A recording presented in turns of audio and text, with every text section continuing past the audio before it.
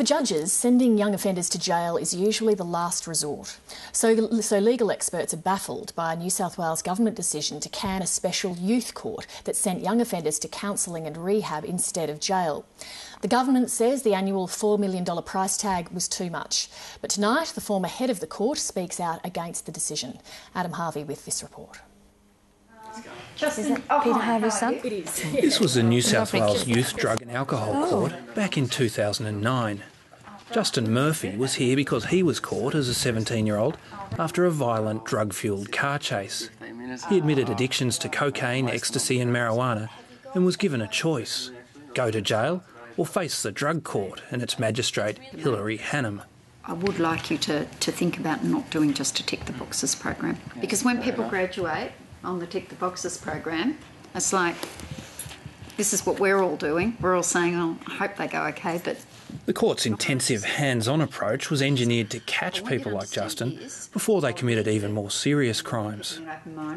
About 20, 21 young people a year graduated from the program. I know for a fact that many of them are now working.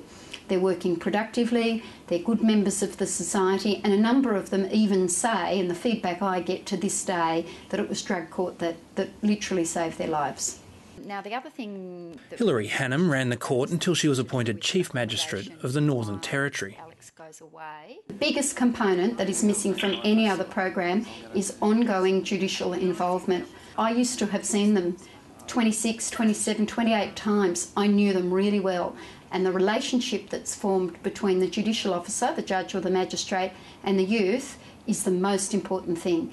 Some of these young people have never had someone in authority, never had a parent figure who has been consistent and who genuinely cares about them. It's going all right so far, yeah, pretty good. Yeah. Okay. All right. Did anyone else want to add anything else? So they come back to court, I know, 5, 6, 10 times in 6 months, constantly being supervised, constantly having the benefit of a whole team of people who are engaged in their rehabilitation.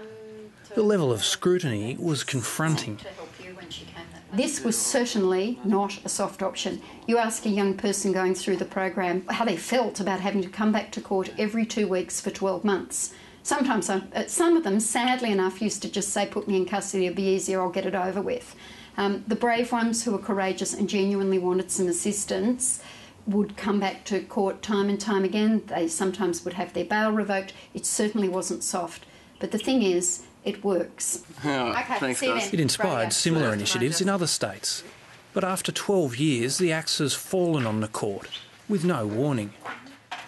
My fears are that we've lost one of the only things that we know that works. It is a retrograde step. The ACT only just started their youth and drug and alcohol court model. They based theirs on ours. Nothing else has been proved to work like drug courts, and I think it is a tragic day for the New South Wales community. Each year, about 120 people face the court. Around 20 of them made it through, at a cost of $4 million. The government says that was too much. Bob Debus was Attorney General in the Carr Labor government that set up the Youth Drug Court. I suppose it's been cut because it's easy. The fact is that it had been doing a fantastic job. The sort of work it's doing is the sort of work that we have all believed is what you should do in order to get young people off the street and get them back into a productive life. New South Wales has the third worst rate of reoffending in the country, behind Western Australia and the Northern Territory. Attorney General Greg Smith says he's trying to change this with reforms that have been well received, even from the other side of politics. I support Greg Smith's general approach to rehabilitation. I think that's been a good thing. I'm just surprised that the abolition of this court seems to contradict such an approach to the strategies of criminal justice. Advocates say the court is a lot cheaper than the alternative, long-term imprisonment. This is a fraction of the cost of the impact that those people will have on the system for the rest of their lives, because statistically we know that if there's no intervention, they have a very high chance of spending the rest of their lives in custody. Adam Harvey reporting.